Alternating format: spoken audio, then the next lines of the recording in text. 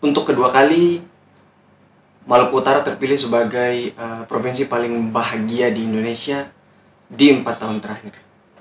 Bagaimana bisa? Mari tong baca cerita.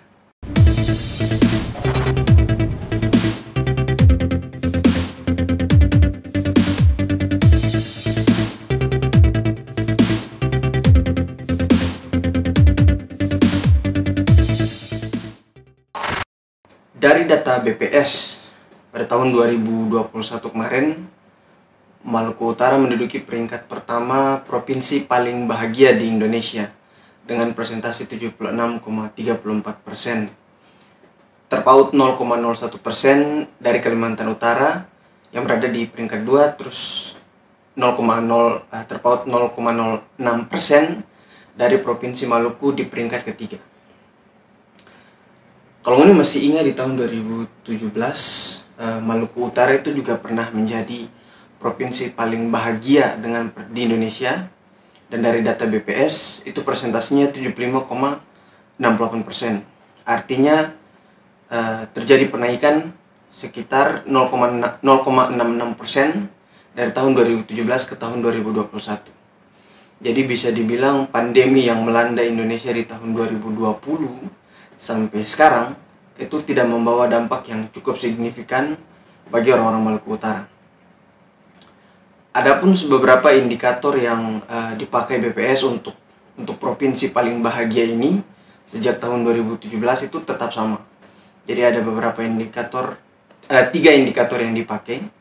Yang pertama adalah kepuasan hidup, kemudian yang kedua adalah afeksi atau perasaan, dan yang ketiga adalah indikator yang terakhir adalah makna hidup atau eudaimonia. Nah, sebenarnya apa sih ketiga indikator dari indeks kebahagiaan yang dipakai oleh BPS ini? Jadi yang pertama itu adalah kepuasan hidup. Sederhananya indikator ini meliputi 10 aspek penilaian yang meliputi keharmonisan keluarga, kemudian keadaan lingkungan, terus hubungan sosial, kesehatan, dan juga ada beberapa faktor lain. Kemudian yang kedua adalah afeksi atau perasaan yang meliputi perasaan tidak tertekan atau perasaan tidak khawatir atau tak takut, dan yang terakhir adalah perasaan senang atau orang-orang Ternate atau orang Maluku Utara bilang simore. Kemudian indikator yang ketiga adalah indikator makna hidup atau eudaimonia, yang mana ilmu ini sebenarnya dikembangkan oleh Aristoteles pertama kalinya. Yang sederhananya adalah kebahagiaan yang dimulai dari faktor diri sendiri. Maluku Utara memiliki nilai tertinggi secara keseluruhan dari ketiga indikator ini sehingga terpilih sebagai provinsi paling bahagia di Indonesia. Nah, mungkin ini semua bertanya bagaimana bisa gitu. Dan di sini saya coba pengen share saya perspektif tentang hal ini, dan ini juga berdasarkan saya pengamatan dan juga pengalaman pribadi. Silahkan kalau memang teman-teman semua yang nonton video ini punya perspektif lain. Jadi ada beberapa hal yang menurut saya yang membuat orang-orang Maluku Utara itu sendiri termasuk orang-orang yang bahagia apapun keadaannya. Yang pertama menurut saya adalah orang-orang Maluku Utara itu suka togor orang, suka menyapa orang lain, orang-orang yang datang dari luar, apalagi orang-orang dari luar Maluku Utara, apalagi khususnya turis-turis atau bule-bule yang datang.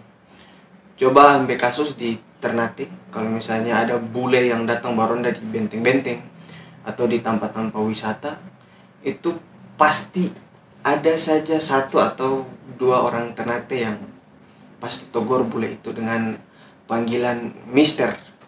Mau bule laki-laki ke bule perempuan, doang pasti togor dengan panggilan mister. Sebenarnya di Indonesia juga kayak begitu. Cuman saya tertahu kenapa di Ternate itu juga lebih sering ditemukan itu daripada di daerah-daerah lain. Dan orang-orang Maluku Utara ini tuh yang saya lihat di orang-orang Ternate itu, dorang togor itu pasti tawa gitu. Nah, mungkin hal ini terdengar sederhana, tapi bagi orang-orang yang datang dari luar, dorang itu sejujurnya beberapa orang itu bilang dorang merasa tersanjung dengan hal-hal yang yang sesederhana itu. Dan dengan kondisi orang pe daerah yang tak terlalu banyak infrastruktur, yang orang lihat kemiskinan itu timpang di orang pe daerah, ketika orang bisa tegur orang dengan senyum, bagi orang-orang luar itu sebenarnya itu tandanya orang masyarakat itu bahagia, walaupun keadaannya tidak seberuntung orang-orang di kota lain yang lebih maju dan dengan fasilitas yang lebih lengkap. Jadi itu alasan pertama menurut saya kenapa orang-orang Maluku Utara itu terbilang sangat bahagia begitu. Kemudian alasan kedua, saya pernah di satu acara begitu, Jo'ou Sultan Tidore, di satu acara beliau pernah bilang bahwa orang di Maluku Utara nih sebenarnya walaupun orang di keadaan susah, kayak apapun itu orang susah, tapi orang ini tidak pernah mengemis atau orang tidak pernah tanda tangan di jalan. Itu saya pikir orang pe identitas yang bikin orang itu tetap bahagia jalani hidup. Kalaupun sekarang mungkin ngoni lihat di jalan-jalan ada yang tanda tangan meminta, maka sebenarnya itu bukan orang-orang asli Maluku Utara itu, karena itu bukan jati diri orang-orang Maluku Utara meminta kayak begitu. Dan menurut saya apapun orang-orang Maluku Utara keadaan itu orang akan usaha tampil senang, tampil bahagia di depan orang-orang banyak.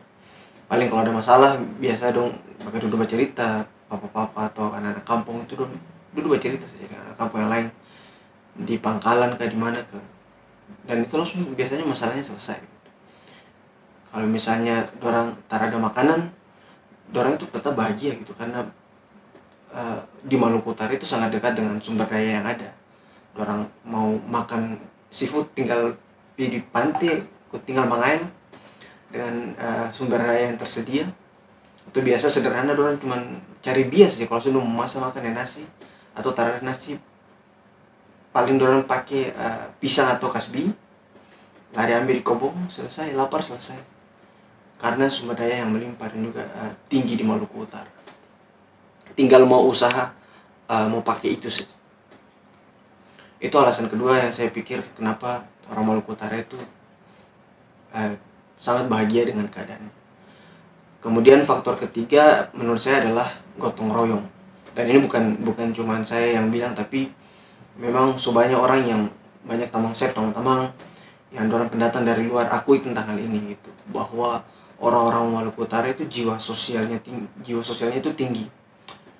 Orang ambil contoh, mau bangun masjid pasti selalu saja ada agenda kerja bakti dan rame-rame, dan pasti yang datang tuh biasa rame gitu. Dan ada mama-mama yang baku bantu memasak untuk orang-orang yang kerja dan semacamnya, kasih siap minuman semacamnya.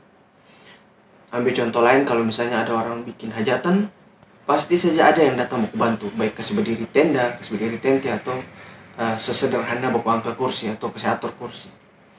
Contoh lain lagi, kalau misalnya ada yang bakalai, pasti ada saja yang datang kasih todo, walaupun awalnya pasti orang Carlota sedikit.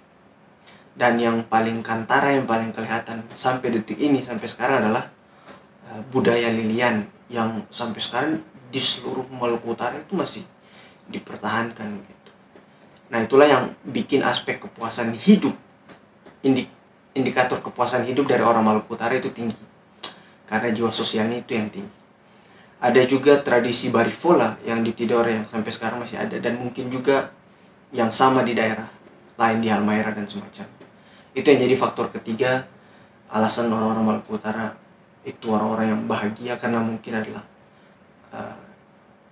dorang itu pegang teguh gotong royong, sikap gotong royong yang tinggi di antara dorang. Terus menurut saya faktor keempat kenapa orang-orang Maluku Utara itu adalah orang-orang yang paling bahagia di Indonesia adalah karena tradisi tahlilan gitu. Ini menurut saya yang menarik, karena saya pribadi sendiri belum lihat di daerah lain di Indonesia. Sebenarnya dorang bikin tahlilan, cuman tarah sepanjang durasi orang tahlilan di Maluku Utara. Nah, jadi sebagian besar di Maluku Utara itu kalau ada orang meninggal begitu, itu di dia acara itu, acara tahlil itu terus menerus berlangsung itu sampai hari ke-9 atau bahkan sampai hari ke-10 yang orang kenal dengan istilah bongkar tampak, atau di make yang di penama kalau tidak salah apolas. Nanti mohon dikoreksi orang make yang menonton ini. Nah, yang coba saya lihat dari sini adalah bahwa memang orang pedoto-doto dulu itu orang so desain tradisi ini untuk orang generasi yang sekarang atau mungkin yang akan datang, bahwa nanti kalau ada orang keluarga yang meninggal, itu orang jangan terus-menerus berlarut-larut dalam kesedihan gitu, dengan tahlilan yang ditradisikan, didesain sampai hari ke-9 atau hari ke-10. Bahkan bisa dibilang perayaan orang meninggal atau ritual orang meninggal di Maluku Utara itu perayaannya itu lebih sebagian besar itu lebih lama dibandingkan acara-acara lain, kayak misalnya orang kawin atau orang naik haji, orang baru pulang haji, orang piana cukur rambut, orang basunat, baca doa salamat, yang biasa hanya orang bikin 1 sampai 2 hari saja. Itu faktor keempat. Kemudian faktor kelima menurut saya adalah orang-orang Maluku Utara itu tak terlalu peduli dengan yang sekarang isu yang lagi tren, yaitu isu mental health dengan segala macamnya, kayak itu mental health lah, nama mental illness. Hidup itu dorang nikmati tanpa perlu terbebani, dan asal jangan kasih senang, jangan kasih susah orang, itu dorang berprinsip hidup. Dan kalaupun dibandingkan dengan provinsi lain yang tidak terlalu bahagia, itu saya lihat orang-orang Maluku Utara itu luar biasa sekali dalam menangani isu mental health ini. Dorang tunjukkan bahwa manusia itu selalu punya yang namanya free will. Orang selalu punya kebebasan untuk denial barang itu. Nah, saya ingat ada saya senior dulu pernah bilang, masalah itu tak akan jadi masalah kalau tidak ada yang mempermasalahkannya, dan tidak ada yang terlalu memberi makan masalah itu sehingga dia jadi besar gitu. Nah, ini yang saya lihat kenapa orang-orang Maluku Utara itu cenderung menjadi orang-orang yang bahagia, karena tidak terbebani dengan isu-isu mental health dan semacam yang sekarang lagi ramai dibicarakan. Dan saya pikir itulah mungkin sedikit saya pandangan beberapa 5 faktor dari saya perspektif kenapa Maluku Utara itu jadi provinsi paling bahagia di Indonesia di beberapa kurun waktu terakhir.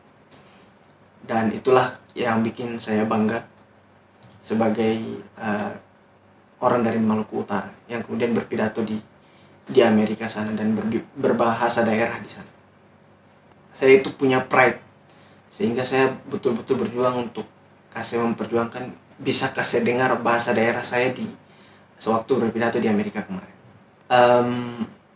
Terakhir mungkin ada satu kalimat dari almarhum Glenn Fredly yang pengen coba saya share. Jadi beliau pernah bilang begini, orang Indonesia Timur itu sama dengan pohon sagu. Jadi kalau ada yang tahu pohon sagu, itu dia peluar saja kasar, dia peluar saja dapat lihat keras, dapat lihat orang lihat pohon sagu itu kayak dapat takut gitu, kasar, kuat, warna juga gelap gitu. Tapi ketika pohon sagu itu orang bala, dia isi itu putih seputih susu. Nah, itu mungkin karakter orang-orang Indonesia Timur yang bikin orang-orang Timur itu bahagia gitu. Karena walaupun orang fisik kayak begitu, tapi sebenarnya orang itu adalah orang-orang yang baik gitu. Dan ini bisa bukti sendiri gitu dengan Maluku dan Maluku Utara yang menduduki posisi 3 besar provinsi paling bahagia di Indonesia di beberapa kurun waktu terakhir. Mungkin sekian dulu video ini dari saya. Semoga orang-orang Maluku Utara tetap menjadi orang-orang yang paling bahagia apapun keadaannya itu orang. Dan ya, tetap jaga kerukunan di Maluku Utara. Baik orang Ternate, Tidore, Jai Lulu, Makian, dan daerah-daerah lainnya ada di Maluku Utara. Sekali lagi terima kasih sobat nonton video ini. Syukur dofu sengon moi moi.